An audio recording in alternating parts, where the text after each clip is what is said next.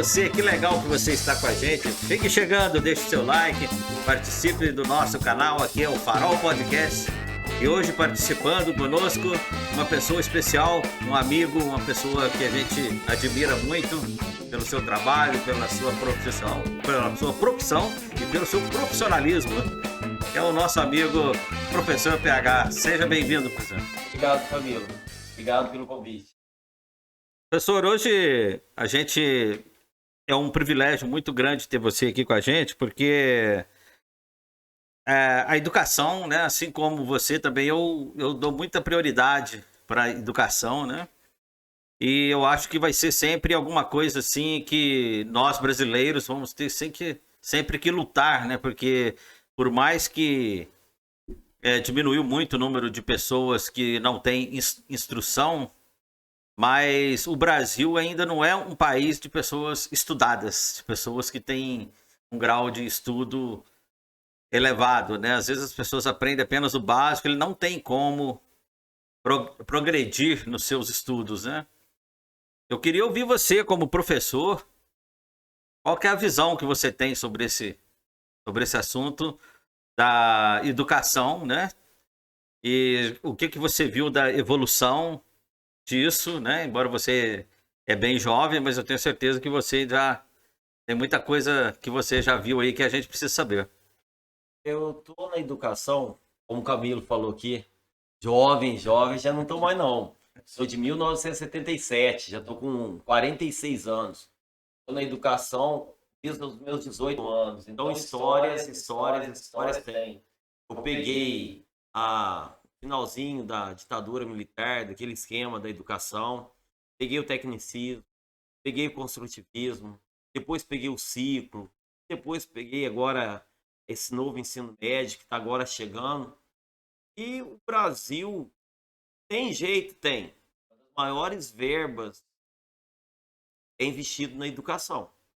Nosso PIB, em relação, se for comparar qualquer com outros países em que está lá em cima do nós, a gente tem um investimento muito maior. O problema é que esse investimento muitas vezes não é bem feito. Então acaba que a educação do nosso país ela é um pouco jogada para trás. Sempre o que é novidade para nós são coisas que deram errado em outros países. Então essa que é a novidade, pessoal. Vamos criar algo novo na educação. Já foi criado, já foi feito isso em outro país, vem e joga aqui no Brasil. Não prepara professor, não tem um material didático, não fizeram curso de capacitação, é jogado. Vamos dar um exemplo nesse novo ensino médio. Capacitaram alguns e eles replicaram esse conhecimento para nós. Mas foi assim, um ano para o outro, esse já é o ano novo ensino médio, aluno no ensino médio, as matérias principais acabaram. Matemática, que antes tinha 5 aulas por semana, o país agora é nosso só andando para trás no ranking da matemática, 3 aulas só no ensino médio. Português, 3 aulas. Coitado do professor de português.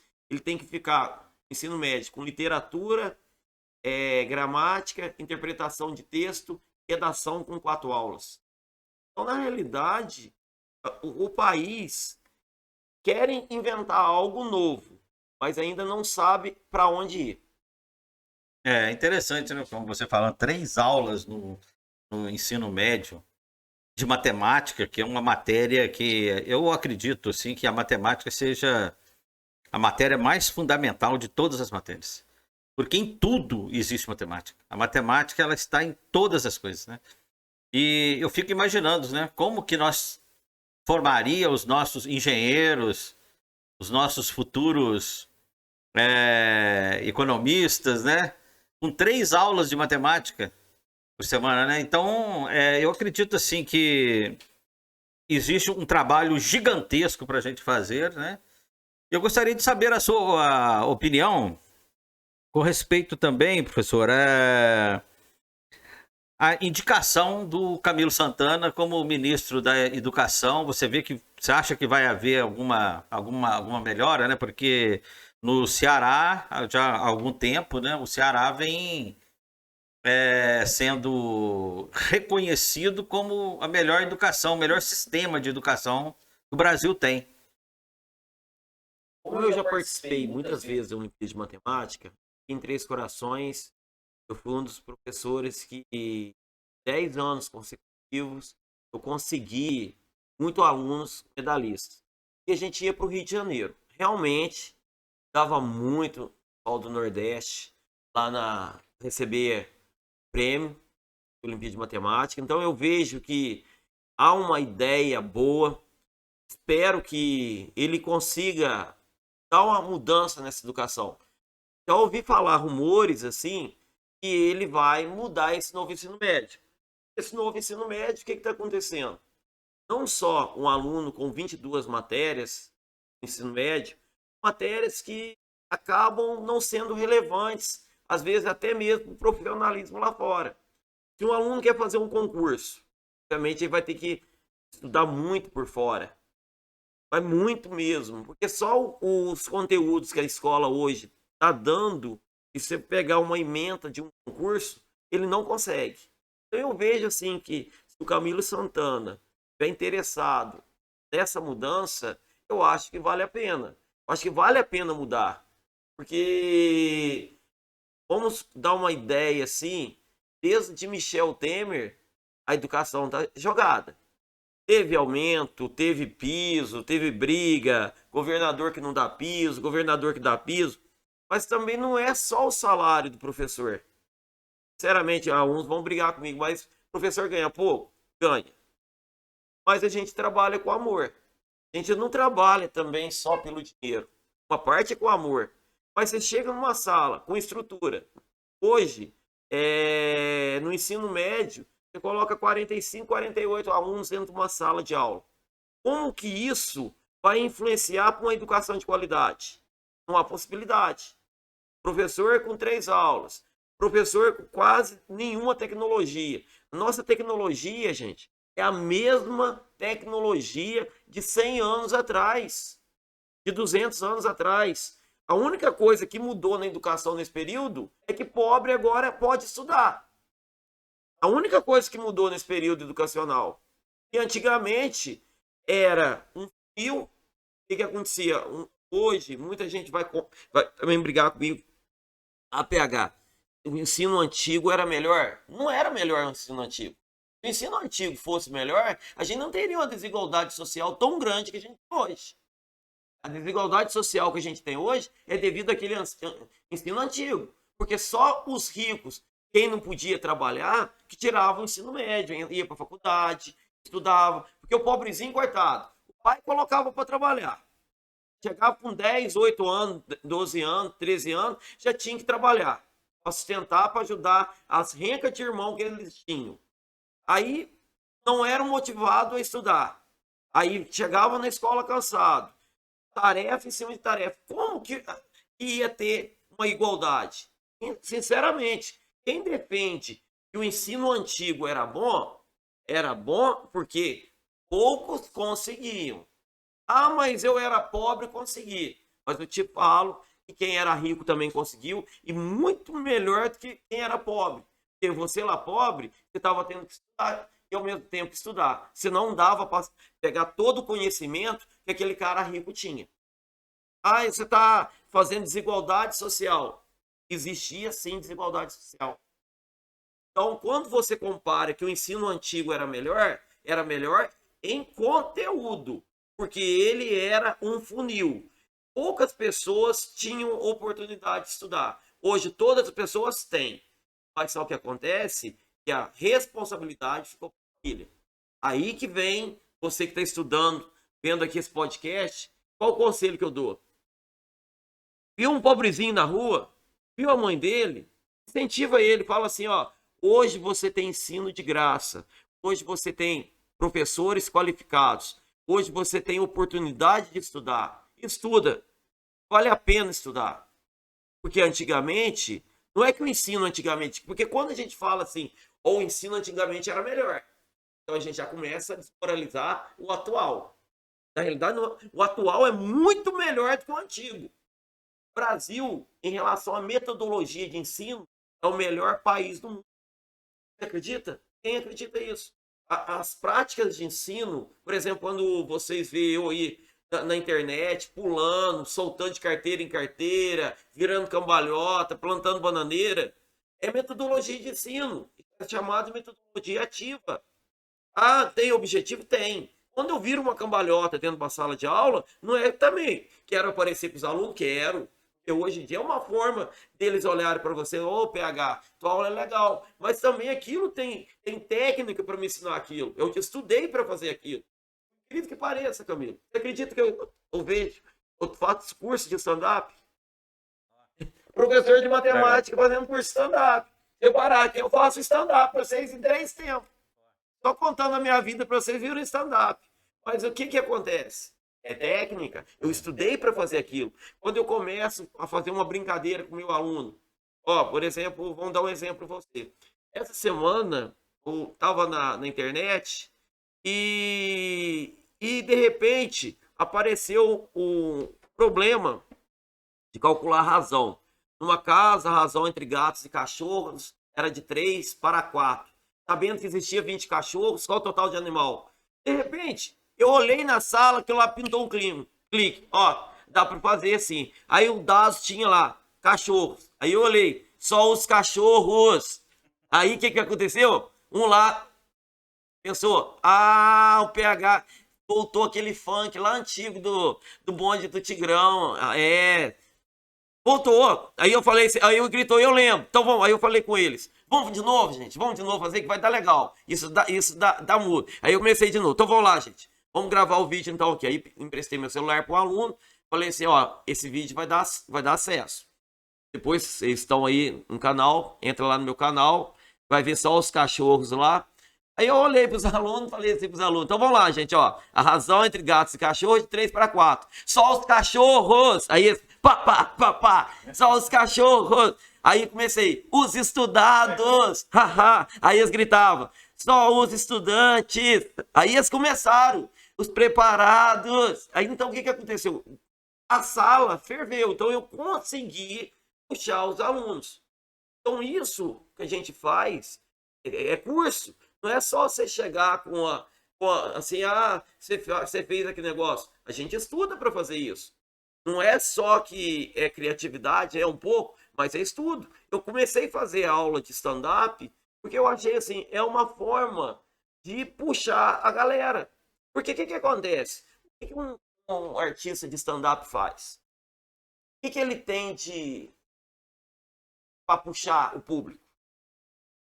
Criatividade e piada. Porque a única coisa que tem cuspe e microfone. Eu tô te falando com você. Ei, Camilo, beleza, vamos contar uma piada. Não é contar uma piada, ele tem toda a postura assim. Eu não vou olhar para você, Camilo. O que uma formiga falou para outra formiga, você vai rir. Não tem graça. Entendeu? Eu vou contar a piada do Pio. Aí você fala, qual? Pio. Não é assim. Você tem todo um clima para você surgir numa piada. É a mesma coisa, eu estou dentro da sala de aula. Matemática não é fácil. O clima tá pesado lá dentro.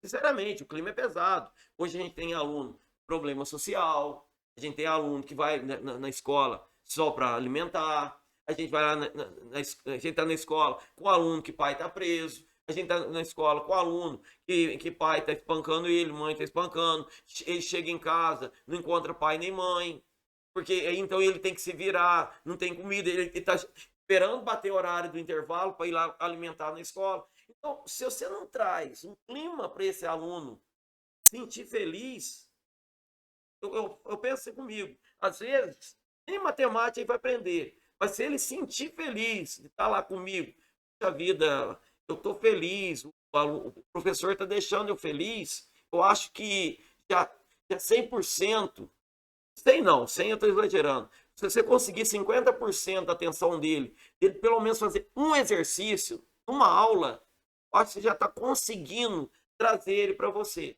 Então, educação é assim, é mudança, é dia a dia. Por isso que muitas vezes eu falo muito, né, Camilo? Vai ver que eu falo muito. Mas fala uma coisa importante, interessante. Por isso que você vai ver que o nosso país, ele é complexo. A gente tem uma região grande. Cada lugar é uma cultura diferente, problemas sociais ao monte.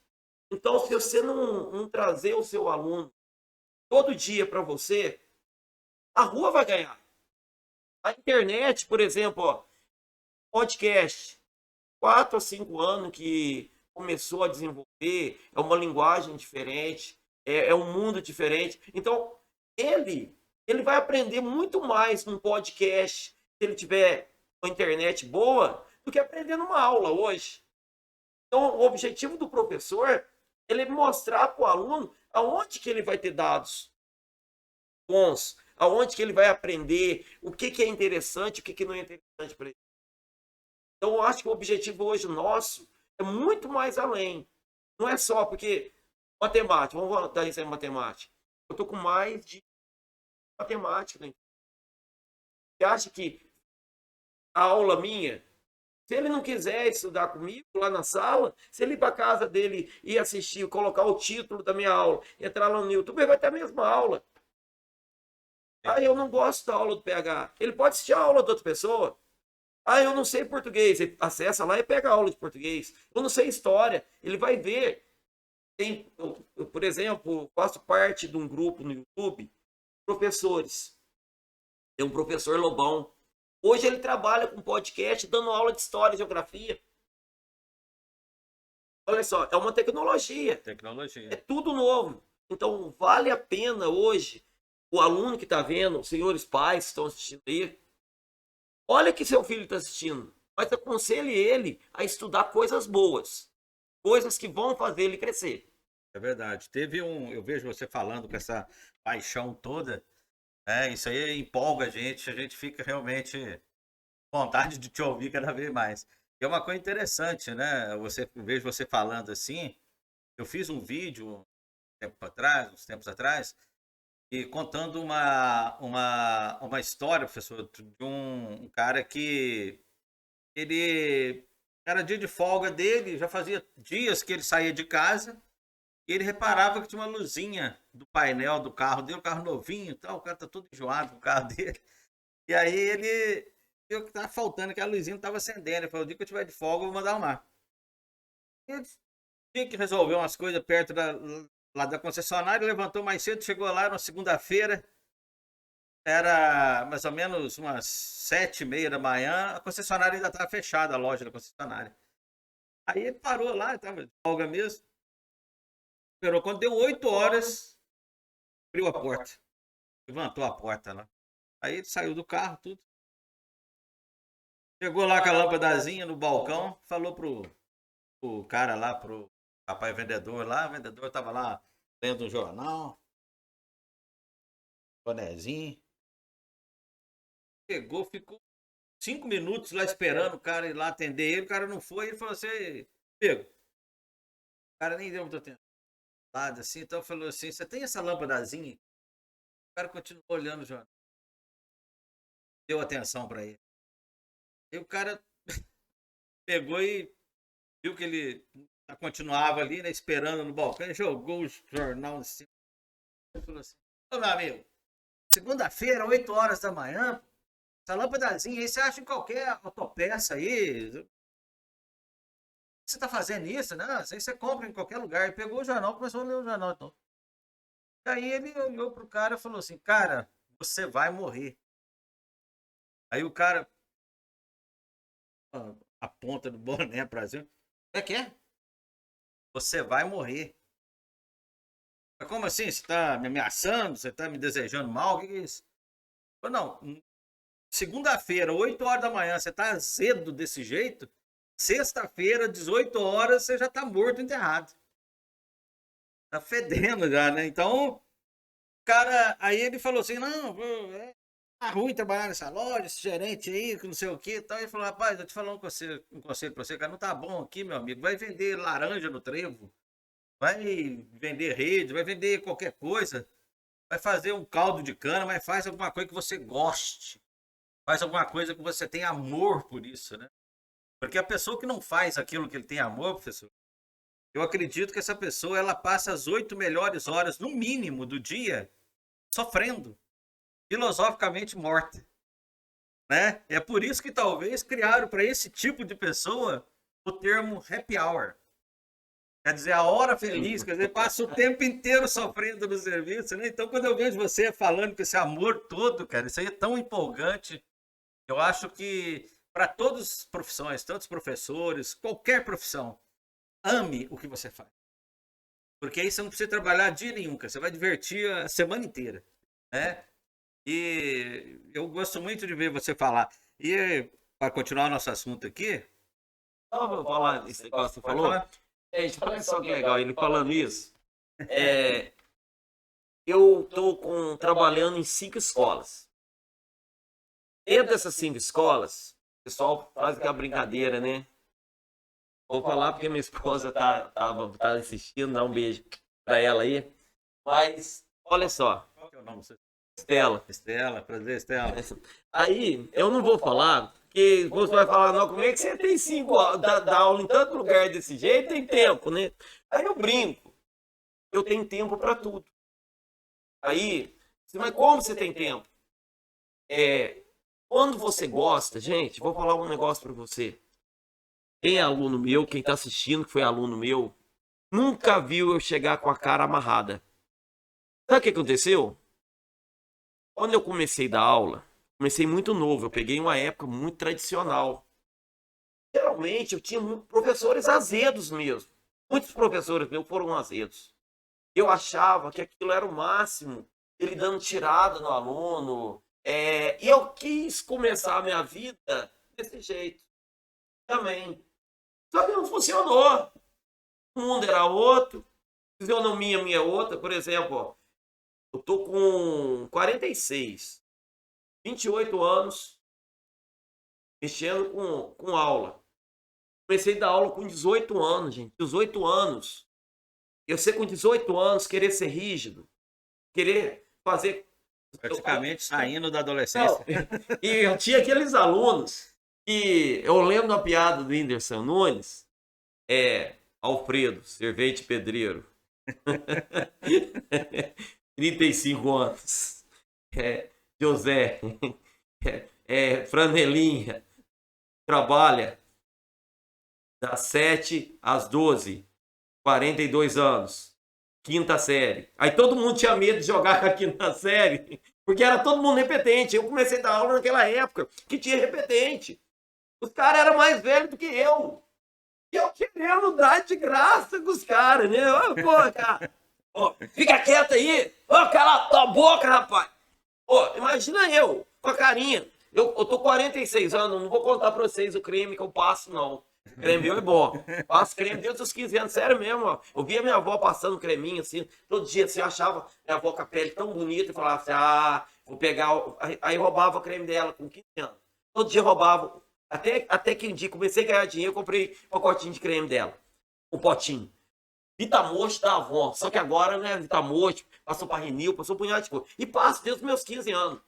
As outras brincam assim, ó, não tem ruga mesmo não. Aí eu brincava com aquilo. Aí um dia, um aluno meu, esse grandão, fortão, olhou pra mim e falou assim, professor, sai fora.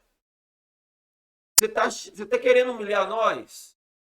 Porque você conseguiu e a gente não? Aí eu parei pra pensar. Pô, tô errado. Aí eu comecei a dizer, eu gosto do que eu faço. Na realidade, quando eu tô aqui, eu queria ser jornalista. Meu sonho era ser jornalista. Quando eu dou uma entrevista na Rádio Tropical, por exemplo, a Rádio Tropical quase toda semana vem atrás de mim, o PH faz alguma coisa sobre educação, vou lá, falo para eles. Eu gosto dessa área de jornalismo. Aí, eu tava lá, mas que só vendo. Rapaz, aqui, eu tinha acabado de sair do ensino médio. Eu era um pega-ningue, como diz a galera. Não pegava nada, nem gripe. Feio. Que vinha lá do Monte Alegre, morava em Monte Alegre, a mãe tinha uma situação complicada, ficava no botequinho lá dela, nós ralando pra ter alguma coisa, nem roupa direita eu tinha. Quando eu comecei a dar minhas primeiras aulas, os alunos meus vestiam melhor do que eu. De vez em quando, dava uma aula assim, tinha assim, os alunos olhavam pra mim assim, professor, é virgem, né? Eu ficava com a vergonha, assim. Eu ficava com a vergonha, puta que pariu. Uma pior que era. Eu tinha a vida sexual mais ativa do que a minha. Coitado de mim. Porque, pra mim a vida foi complicado. Você é do humanos aí, olha só, gente. O que aconteceu comigo na minha infância? Eu gostava de estudar. Sempre gostava de estudar. Que eu era que coitadinho da sala, que sofria bullying mesmo. Mas sofria bullying mesmo. Os outros passavam perto de mim, davam tapa na minha cabeça, me jogavam no chão, dava rasteira. Jogo de bola eu tinha até medo. Que a última vez que eu fui jogar jogo de bola, não tinha tênis direito, fui dar um chute na bola, chutei o chão, tênis partiu no meio. E os outros começaram a pegar meu tênis e mostrar, rapaz, tinha vergonha de mim. Aí o que acontecia? Os mano eu era nerd. Aí, pros nerds eu era mano, então não se tornava em lugar nenhum. Como é que ia fazer? Eu ficava assim, meio assim, ó. Que às vezes eu achava que eu até era meio autista e não sabia. Aí o que acontecia? Aí eu chegava com esse grandão, professor, você é cabaço, não vou dar moral pra cabaço, não. Rapaz, eu ficava com vergonha. Eu ficava assim, né? E ficava bravo. Até que um dia, um aluno olhou pra mim e falou assim, professor, você não tem moral, meu, não. Eu fiquei naquilo. Eu pensei comigo, realmente eu não tenho moral. Eu não vou ser aquele professor rígido, que eu achava bonito. A gente tem que mudar. Como eu vou mudar? Aí, eu lembro que eu dava aula na escola. Tinha uma diretora da escola, chegava na porta, que eu era... chegava assim, o Paulinho. Nossa. Aí os alunos começavam, vai lá, Paulinho! Vai lá, Paulinho! Aí a professora, ela xingava eles. Vocês têm que ter educação! Esse aqui é um professor que está na tua frente! Aí eles começavam, vai lá, Paulinho! Aí eu falei que não. Primeira coisa, eu vou ter que mudar. Esse negócio de falar que Paulo Henrique, não. Eu vou botar um nome. Meu nome vai ser PH. Vou colocar PH. Eu vou entrar na onda dessa galera. Aí como é que eu entrei? Tinha 18 anos. Tô nem aí que os outros professores for falar. Eu vou começar a sair com a galera. Rapaz, comecei a sair com a galera. Quando eu fui criticado naquela época, você nem imagina o quanto. Nossa, o professor PH tá saindo com a galera, tá saindo com os estudantes, tá saindo com os alunos para as festas. Então foi a melhor coisa que eu fiz. Sabe por quê? O mundo havia mudado. Já em 1990, não era a mesma coisa de 1980, 1970. Porque nosso aluno, ele já estava tendo TV paga dentro de casa, ele já estava começando a ter... Não era Barça mais, ele já vinha uma televisão diferente. Então, o que acontecia? Eu estava atrasado. Eu fiquei... em relação a eles, a minha infância inteira, que eu fiquei olhando o livro, lendo o livro, eu esqueci de viver o mundo. Realmente esqueci de viver o mundo. Aí uns falam assim, hoje eu vivo. Hoje eu tenho conhecimento. Mas eles olhavam para mim, o coitado PH lá, era um coitadinho. Aí eu tentei deixar cabelo grande, aí ficava aquele bozão, grandão. Aí eu falei, não, eu vou ser... Cheguei a usar travessinha, da época da travessinha, o negócio aí já estava na moda. Aí que o PH daquela época, e quando foi criticado, que eu lembro de professores falando assim, mais antigo, PH, você não vai durar muito tempo desse jeito. Foi o contrário. Foi desse jeito, por exemplo, meus antigos alunos, que estão aí, ó, eu agradeço vocês. Eu aprendi muito mais com vocês. Eu te garanto que eu aprendi muito mais com eles do que com eles. É verdade. Porque o verdadeiro professor é aquele humilde. Não é que eu sou professor, que eu sei tudo, não. Eu posso saber muito matemática. Mas quem me ensinou a vida foram eles. Quem ensinou a ir para uma balada, ensinou até para pegar a moeda, foi eles que me ensinaram, velho.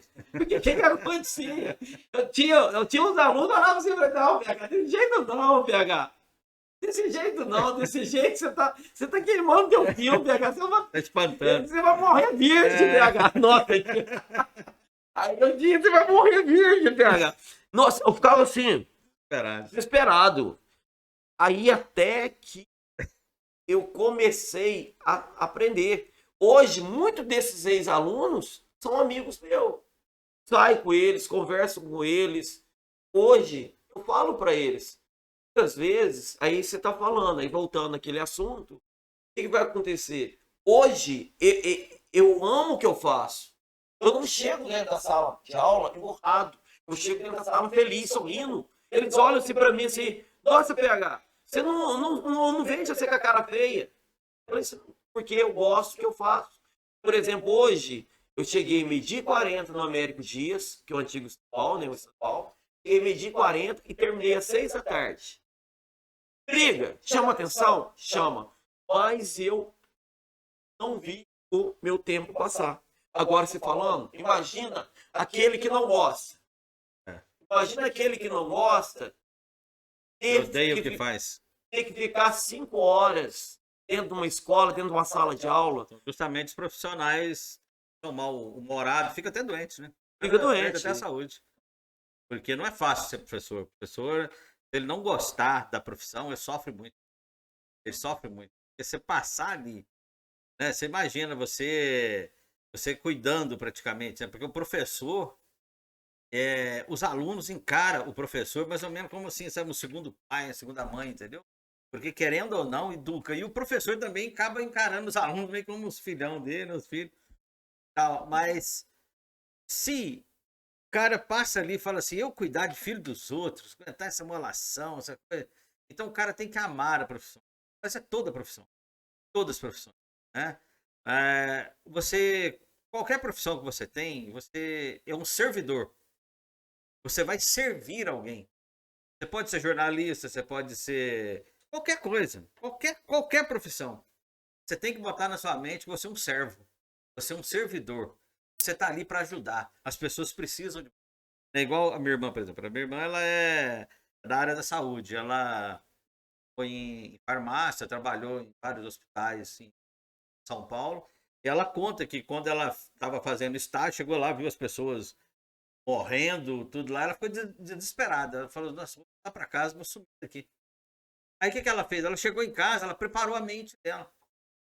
Ela fez isso mais ou menos como você fez. Ela foi a campo, vamos dizer assim, né? Como você fez. Ela foi a campo para ver como é que é a vivência, como é que é o cara pensa. Ela começou a frequentar dentro do hospital, não era a função dela, que ela mexe com medicamentos, mas ela foi lá para conversar com as pessoas, sentir a dor das pessoas, a emoção das pessoas, que ela precisa, e ela mudou a mente. Ela falou, gente, essas pessoas precisam de mim, eu preciso ajudar eles. Aí ela começou a suportar. Porque muitas vezes as pessoas falam assim, como que um médico, um enfermeiro suporta uma pessoa quebrada, sem sangue, que eu não sirvo para isso. Mas por quê? Porque ele preparou a mente dele. E você, como professor, você preparou a sua mente para isso, né? A gente percebe a sua preparação, percebe o seu amor pelaquilo que você faz. É por isso que você é o PH que a gente conhece, né? E uma coisa legal também, eu gostaria de saber, porque é difícil a gente conseguir uma, uma conversa com uma pessoa assim que tem tanta coisa legal assim na área da educação para contar para a gente, né? Uma pessoa que ama o que faz, que é o professor PH. O Brasil, na minha opinião, e eu acho que é a opinião da torcida do Flamengo, do Corinthians e de outras aí, passou 4 anos nas trevas no Ministério da Educação, na minha opinião. Primeiro tivemos o ministro da Educação colombiano, que mal falava português, né? Saiu por incompetência, não sabia nem dar uma entrevista, né? Aí depois teve um outro lá que o diploma dele era falso, né? Isso. Esse nem atuou. Gente, aí veio, pelo amor de Deus, aí veio o pior deles, né, cara? Abraham Ventral. Pelo amor de Deus, cara. Eu acho engraçado que toda vez que a gente recebe, e do amigo, ele manda a foto dele junto com o Bolsonaro, né? Meu É pai do engraçado, céu. né? O Moro com o Bolsonaro. Não, eu te falo a verdade. E nem são amigos mais, né? Agora, o interessante é que colocou na educação um cara que odeia a educação, é o Van Traub. Não queria conversar com os estudantes, não, quer conversar com o movimento estudantil, quer conversar com. Né? E depois entra o Milton Araújo, né? Que deu essa Do... problemas todos aí de são, que está sendo complicado, né? Mas agora eu vejo entrar um Camilo Santana, uma Isolda, né? Eu fiquei feliz. Eu assim, entendeu? Tô torcendo para tudo dar certo. Tô torcendo para ele realmente conseguir melhorar. E a preocupação maior, né? Eu vejo assim, a deficiência maior ainda é nos ensino fundamental. Ensino fundamental, tá- né, eu acredito que você que dá aula para alunos maiores, por Não, exemplo, né? hoje, hoje um desses 5 lugares que eu dou, eu trabalho com oficina de matemática, de raciocínio lógico, crianças de 7 a 7 a 10 anos. Trabalho com os pequenininhos também, mas só que é em escola particular, é uma outra ideia. Eu vejo assim que foi assim uma das pegadas mais interessantes que a escola fez.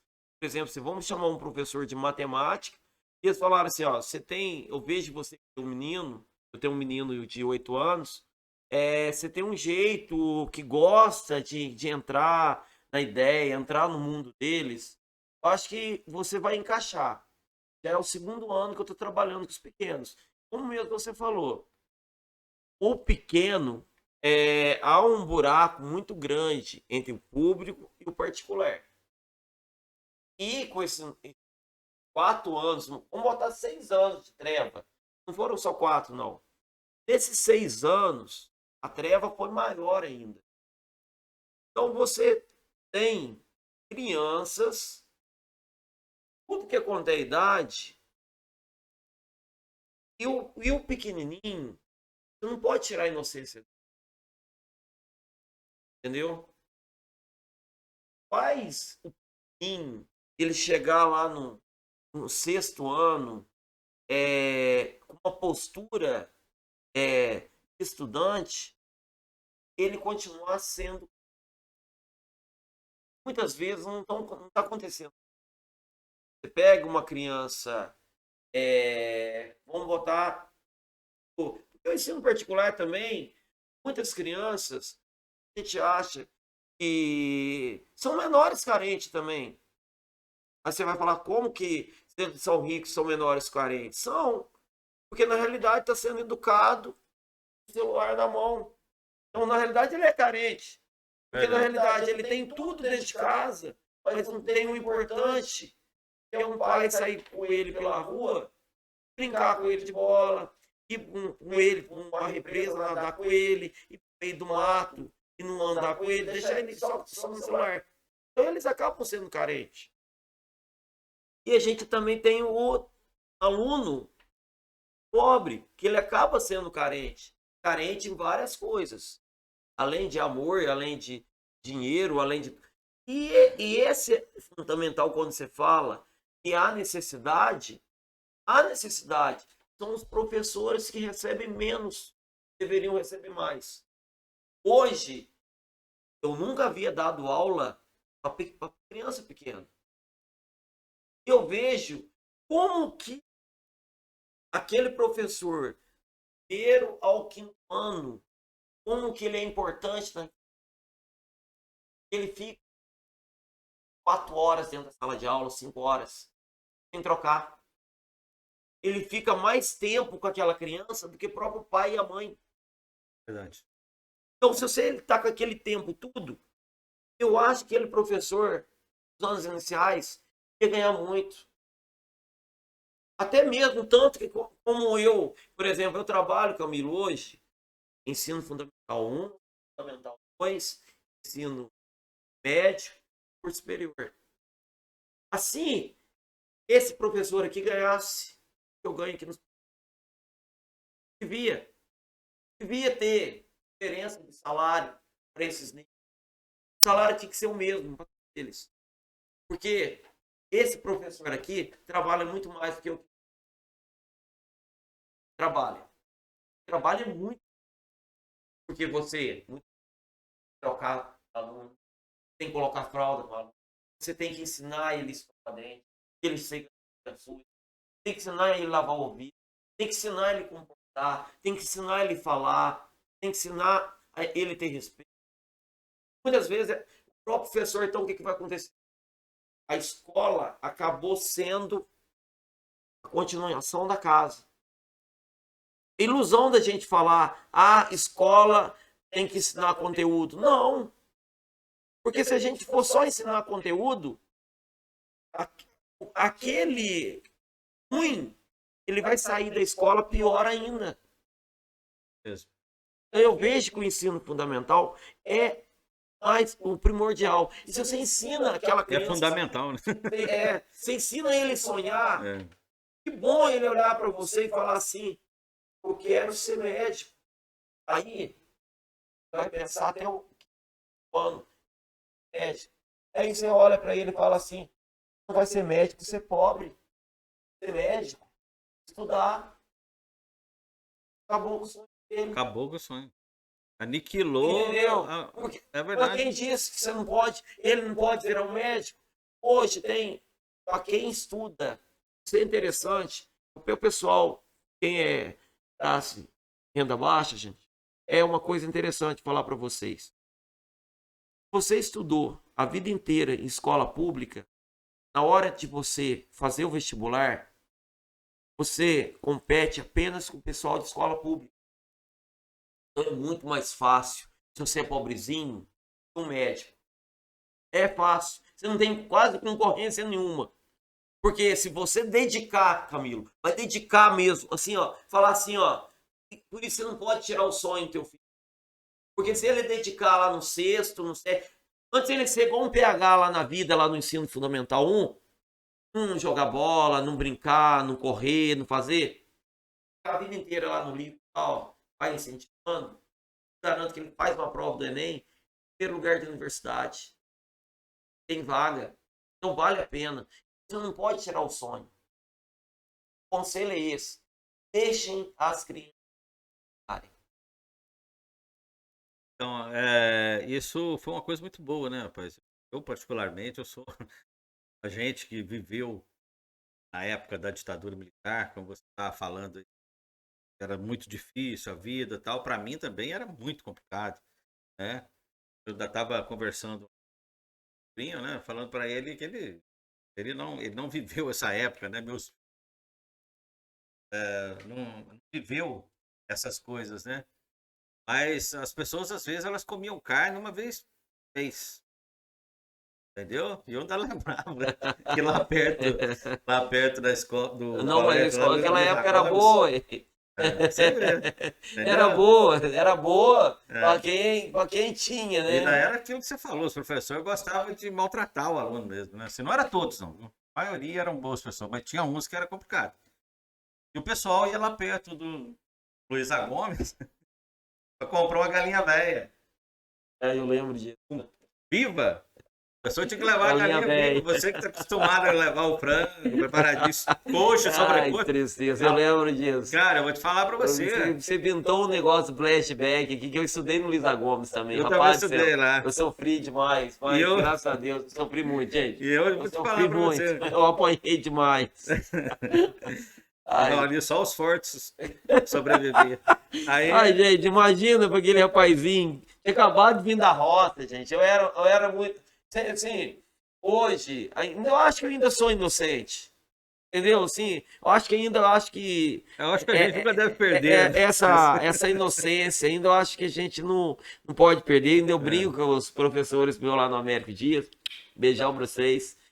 Os professores, nova geração. Beijão pra vocês. Professores da Unicor, curso superior. Beijão pra vocês. Professores do Colégio de Aplicação. Beijão pra vocês. Professores de todos os lados. De todo lado. Um beijão pra vocês. Mas aqui, eles falam, PH, ainda você tem um ar ainda de criança. Aí eu brinco assim, é por isso que às vezes o pessoal acha que eu sou meio louco, eu não acho. Às vezes tem um pouco de inocência, ainda carrego ainda. E eu não quero perder, não. Entendeu? Apesar de ser malandro. Eu tenho uma malandragem, eu conheço um pouco da malandragem, eu sei saber aonde eu ando, eu sei, mas essa lado meio de criança, eu não perdi, ainda eu acho que eu não quero perder, não. Não, gente. Meu menino, rapaz, meu menino de 8 anos, ele olha pra mim, pai, você é uma criança grande. Eu falo, não, às pô. vezes eu acho que eu sou mais engraçado do que meus filhos, que têm 10, 11 anos. Agora eu vou te falar, naquela época o pessoal passava uma vida triste, não tinha dinheiro para comprar caderno, não tinha dinheiro para comprar material. Eu várias vezes, eu ia para a escola e eu não tinha material, cara. Chegava lá e aí que eu via que outros coleguinhas também não tinham. Eu ficava mais tranquilo, ficava mais tranquilo, não é só eu. Aí o professor falava, não é possível, seus pais não conseguem comprar os cadernos para vocês, mas na verdade, olha só para você ver, na minha família era 8 pessoas. Meu pai tinha que comprar material para 8, então ele comprava para os mais velhos, né? Mais novo, ia para a escola, escrevia no papel alguma coisa, aí a professora acabava dando um caderninho, coisa, depois ia indo com o tempo, meu pai comprava e tal.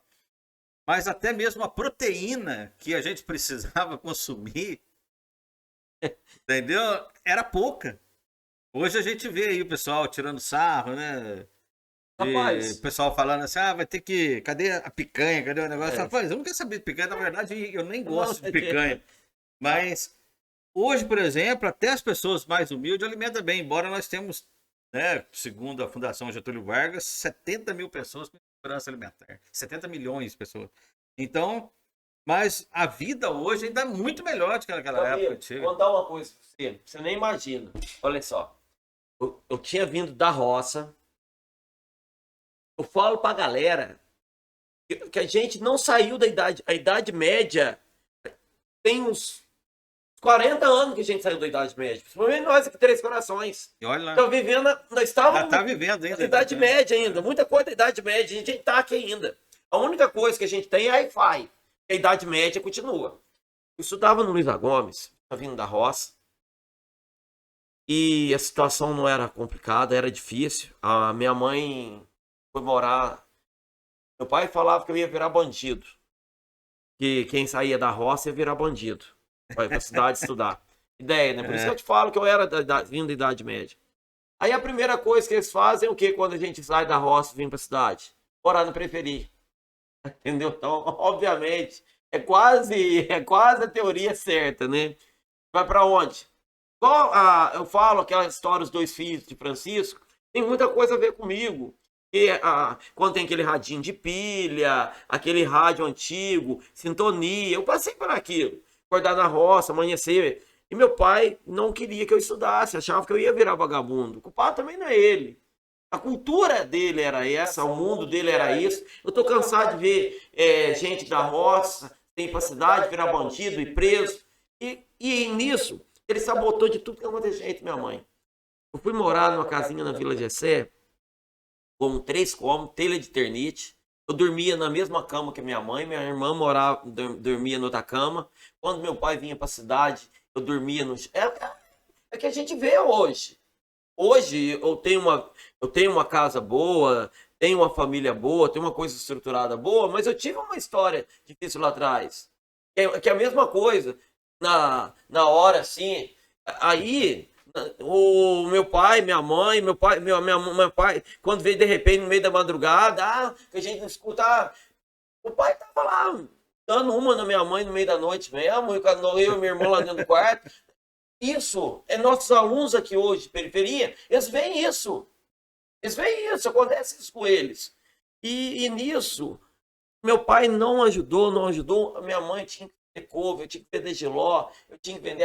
Aí meus alunos, colegas meus de escola, Luiz Gomes, o vendedor de gilozinho. Aí, professor, dá um gilozinho. Não, professor, não, né? Ô, Paulinho, vai dar um gilozinho, não? Você dá um gilozinho ou vende? Não, rapaz, aqui, nossa, eu ficava chorando.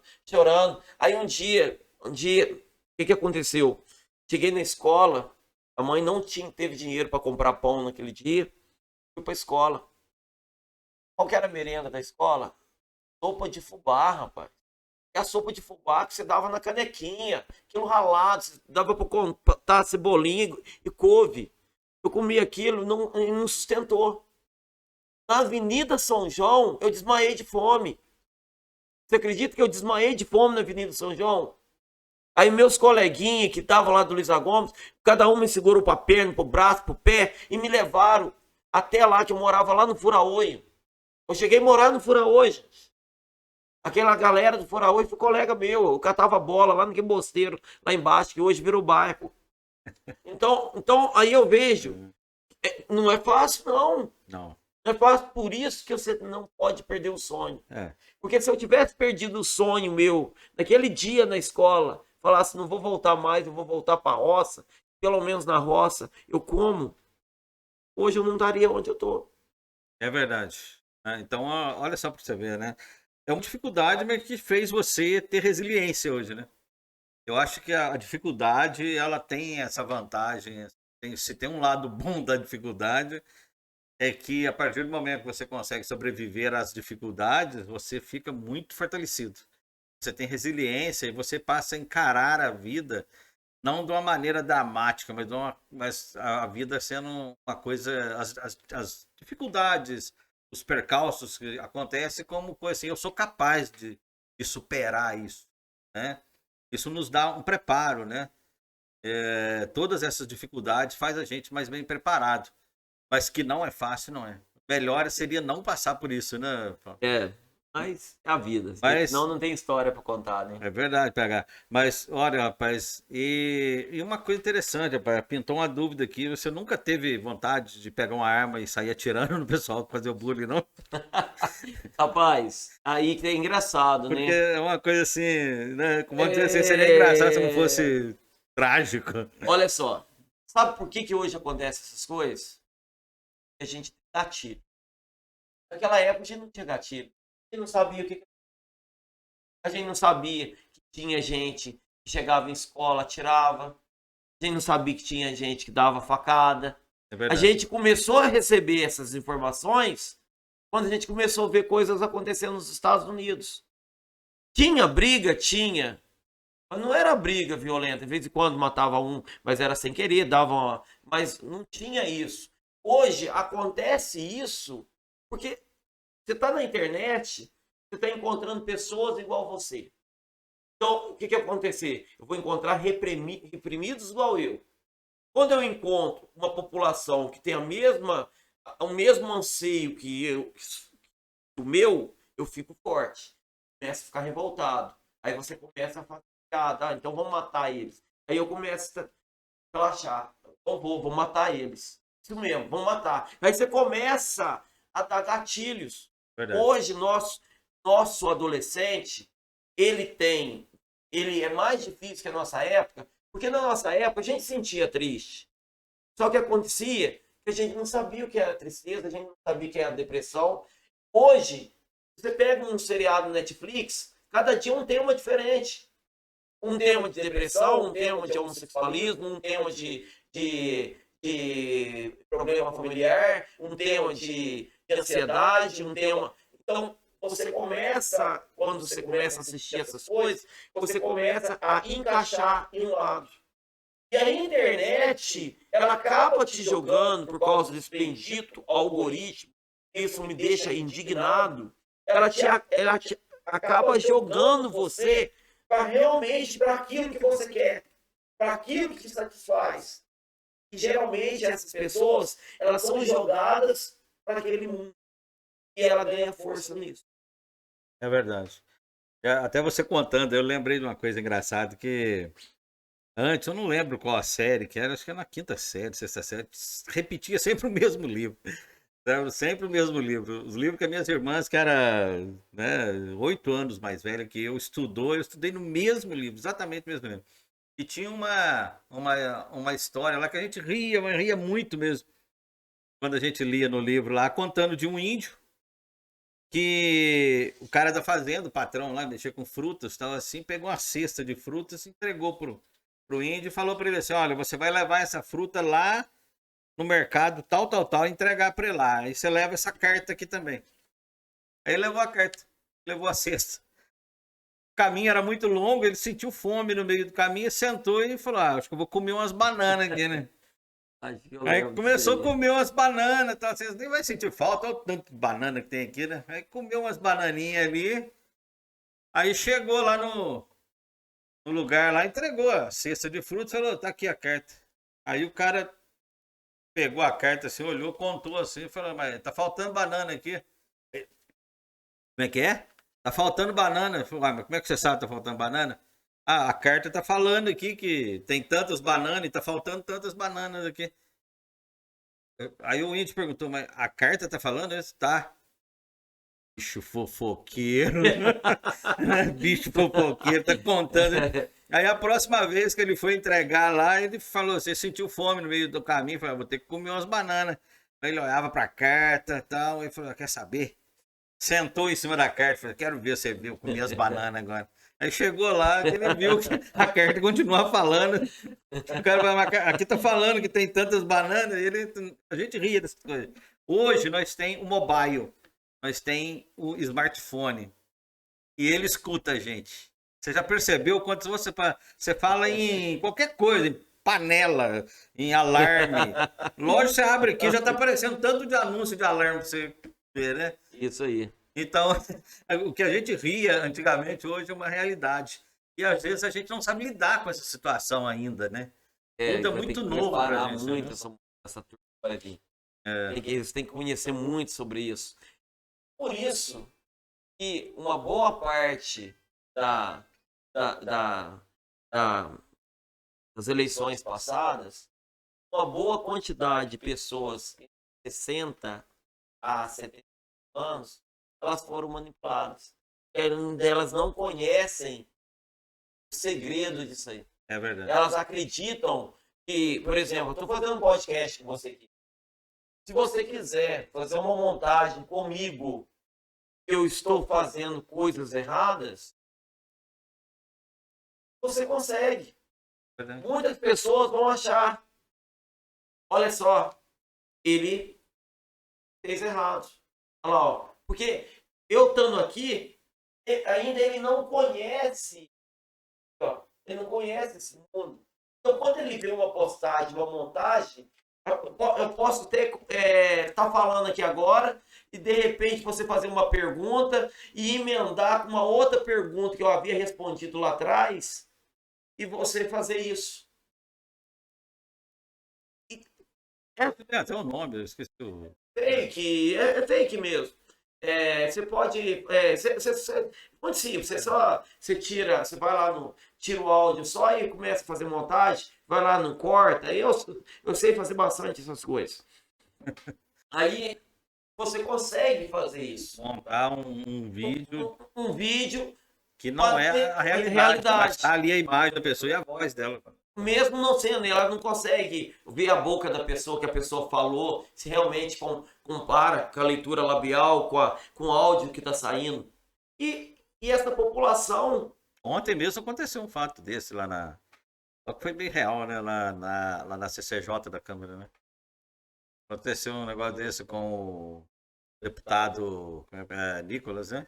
Uhum. A hora que foi falar lá, por coincidência, o presidente da sessão falou junto com o cara que chamou ele de expediente. Fala expediente. E parece que mesmo que foi o presidente chamando, né?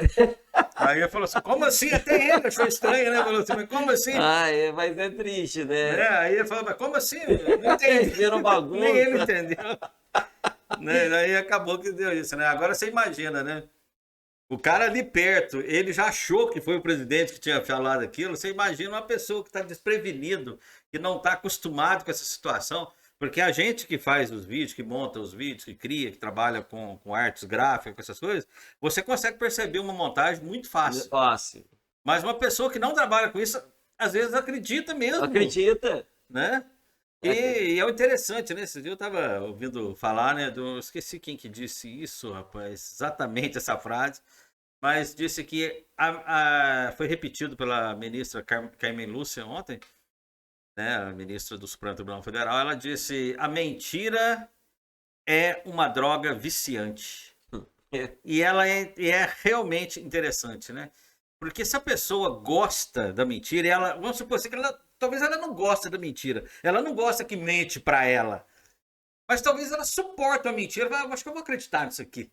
É mais fácil acreditar na mentira que procurar a verdade, né? Aí ela começa a acreditar nessa mentira, ela aceita uma outra, vou levar, eu aceito, eu não vou pesquisar, não vou olhar, não vou ver se isso aqui é verdade, não vou aceitar desse jeito, né? E acaba que acontece que um dia ela começa a acreditar naquilo que ela sabe que é mentira. Ela fala assim, eu tolerei, mas eu não confio. Ela começa a confiar naquilo, né? E a gente sabe que o universo, tem muita gente que não acredita nisso, mas ele conspira a favor da nossa mente.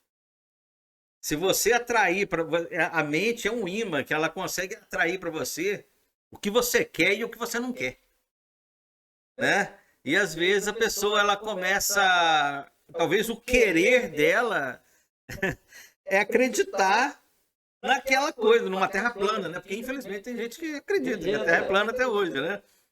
Então, esse universo, ainda mais hoje com os smartphones, né, essa tecnologia de hoje, vai alimentando ela, como você disse, os algoritmos, vai apontando ela para Vai aquele lado levando, e vai ali. levando. E ela fala assim: Olha, rapaz, tem uma matéria aqui no YouTube. Rapaz, não é que o que eu acredito é verdade mesmo?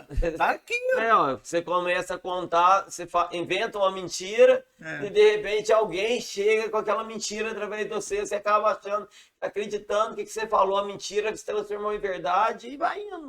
O cara fala assim: o cara que falou isso daí é o cara que escreveu um livro, mas meu amigo escreveu um livro, qualquer um pode escrever um livro, Entendeu? Ué. né? E o cara acredita naquilo, cara. Entendeu? E depois para você desfazer isso, nossa Deus, dá um trabalho enorme, né? É um trabalho de Não, não faz. desintoxicação, é Não difícil, desfaz. Não né? desfaz, sabe por quê? O pessoal aprendeu daqui para frente a não a confiar na outra versão. Sempre e quando acontecer alguma coisa, o pessoal não vai acreditar em outra versão. É, Eles sempre vão ficar com o pé atrás. é Então, verdade. quer dizer, quem vem primeiro ganha. É, A internet é isso. Quem veio primeiro ganha. Quem veio depois perde. é. E o negócio vai girando-se a vida toda. E a pessoa passa a incorporar, né, aquela crença dela como algo fazendo parte do corpo dela, entendeu? Se tirar aquela crença dela é como se tirasse um membro dela, entendeu? Se tirasse um pedaço dela. Então ela defende aquilo ali com unhas e dentes, né? Briga, se for preciso, faz guerra por causa daquilo que acredita e não para. Olha, vamos sentar aqui, PH. Você acredita diferente, você pensa diferente. Vamos ver, talvez eu aprenda com você, talvez você aprenda É comigo. difícil. Vamos ver quem é que tá certo. Por isso que o termo diálogo é uma coisa que é difícil acontecer hoje em dia, né? Porque o diálogo é uma pessoa ter sincero interesse no pensamento do outro, para ela também aprender e crescer junto, né? Uhum. Por uma causa. Agora você imagina pessoas crescendo essa mente. Suponhamos que nós somos engenheiros, estamos aqui sentados, tem que desenvolver um projeto aqui de uma obra que ninguém nunca fez. E você é um engenheiro, sei lá, civil, outro aqui é um engenheiro mecânico, outro ali é um engenheiro elétrico e tal. Cada um na sua área, um fala, não concordo com isso, não, eu concordo com isso, não, calma, gente. Vamos botar o negócio aqui, vamos ver como é que nós vamos juntar e montar o negócio junto. O objetivo é fazer isso aqui junto. Ninguém quer ser melhor do que você, ninguém quer ser melhor do que você. Nós quer encarar, descobrir o que é a verdade nisso daqui. Qual que é o melhor meio de nós resolver essa situação, né? E às vezes é uma coisa assim, por isso que a educação é algo muito legal, porque ela não tem só o objetivo de ensinar a lição dentro daquela matéria, por exemplo, de matemática, né?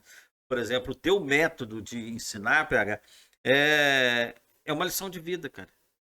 É uma lição de vida, entendeu? O cara leva isso aí para a vida inteira. E talvez você nem percebe, talvez, mas ele acaba replicando o seu método em outras coisas que ele vai fazer na vida.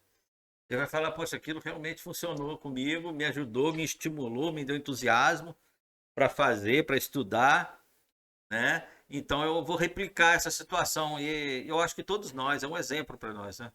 Eu acho que é um exemplo para gente. E o que que você pensa, meu amigo, dos tempos atuais? Por exemplo, você já falou alguma coisa assim sobre isso, mas falando dessa violência nas escolas, né? O que você acha que a gente pode fazer para mudar isso? Você já parou para pensar sobre isso? Aquilo, né?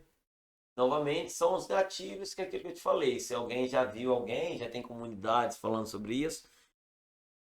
Essa violência nas escolas, primeiramente, eu acho que a gente tem que um pouco cuidar das nossas famílias, cuidar dos nossos filhos, observar eles.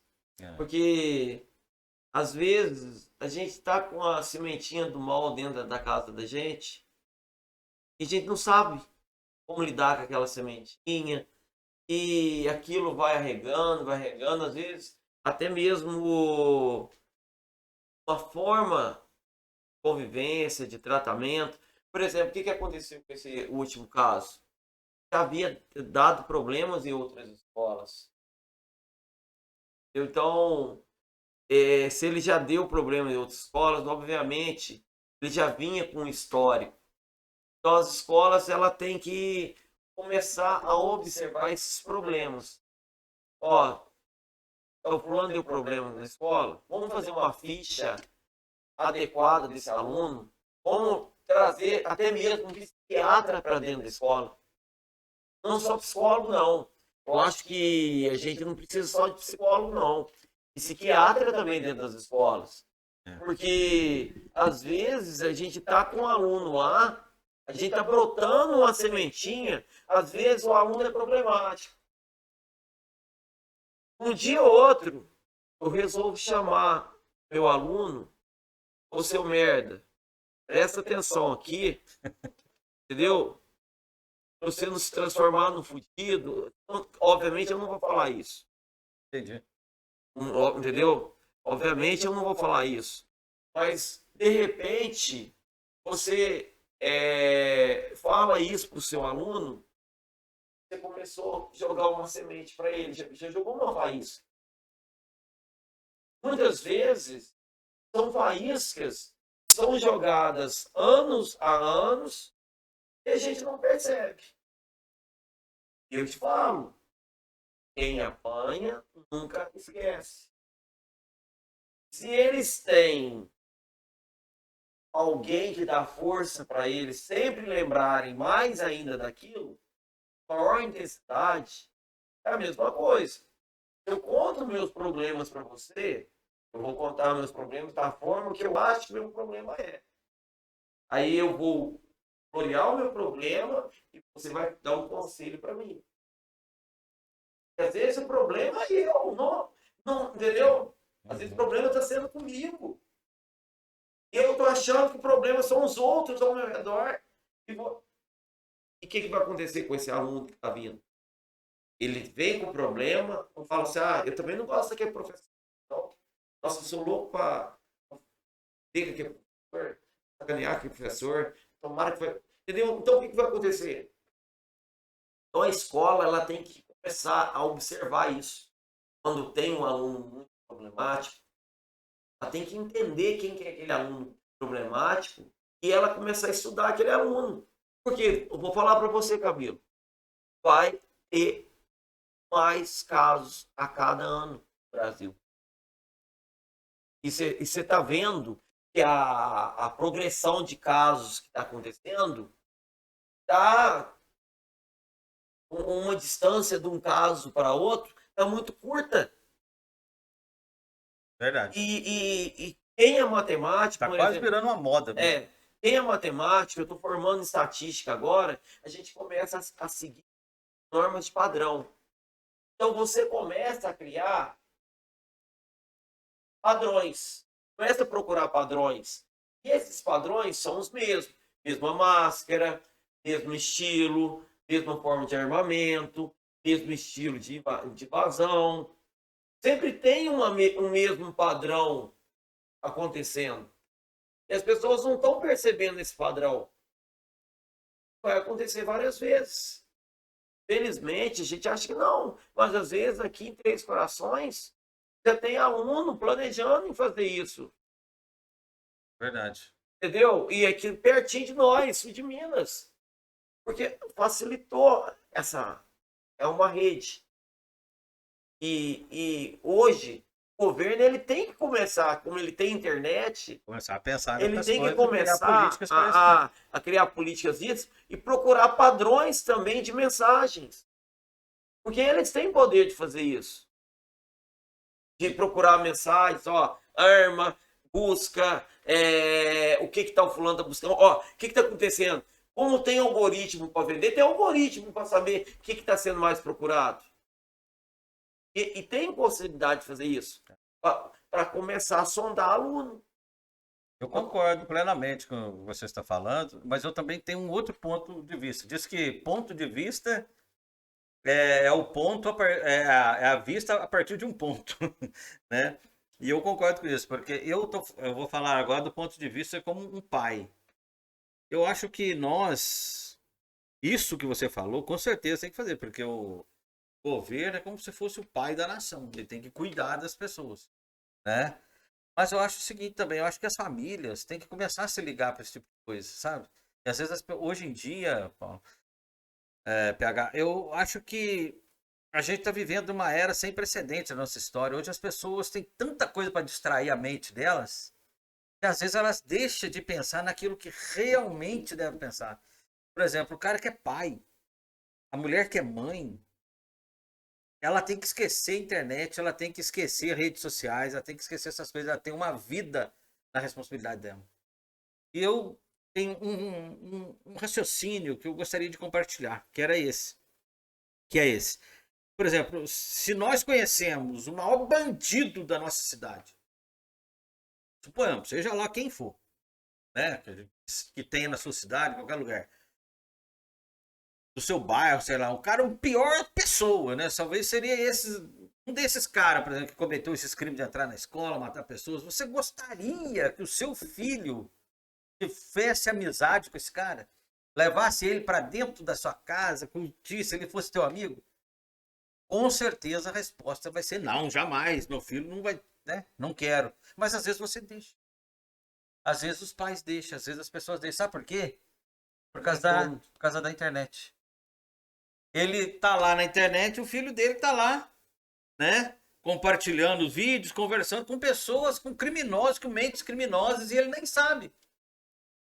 E às vezes é por isso que muitos caras que se tornam criminosos, uma mente criminosa, a pessoa não nasce com a mente. Ela desenvolve a mente dela. Então os pais têm que cuidar do que os filhos estão vendo. Tem. Falo para meus pais, meus alunos, sabe o que eu falo para eles? Não existe negócio de senha de celular, não. Ah, meu filho tem senha, não.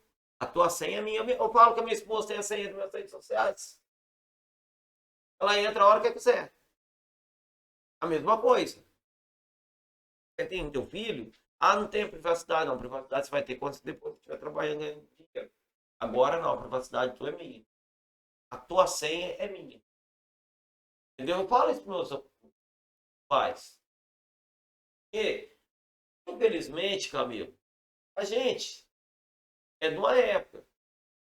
Falar que a gente foi santo na nossa infância, não foi. Mas pelo menos nossos pais eles tentavam pegar firme nós. A gente acabava pegando uma revista pornô escondida, a gente começava a ver o Emanuele na Band, eu conheci o mundo vendo Emanuele, depois foi Emanuele no espaço. Mas a gente fazia isso escondido. Entendeu? Porque sempre quando vai dar uma brecha, a gente vai fazer. A gente fez. E o que está acontecendo hoje? Hoje, a brecha está sendo maior. E esse mundo aqui ele é muito grande. Então, o que vai acontecer? Quanto mais brecha, mais eles vão. Se você está dando brecha, sempre vão querer um limite a mais. Sempre vai querer. Não é verdade? É verdade. Então, não tem limite, né? Você vai dando espaço e eles vão avançando naquela direção. E o objetivo da adolescência é o quê? Romper limites. Limites. Estão descobrindo os limites que pode até. Porque aí tendo muito limite. Entendeu? Esse é o problema. Isso é verdade. Meu amigo, foi muito bom conversar com você, cara. Eu espero que outras vezes você possa voltar aqui, que você possa aceitar o nosso convite de novo. Foi muito bom, foi muito, sabe, escutar você falando com esse amor pela educação. Você é um professor. Você não trabalha, mas você é um professor, né? Obrigado, é a personificação. Força. Um abraço, gente. Dê o seu like, inscreva-se no nosso canal, participe, comente. Muito obrigado. Até a próxima.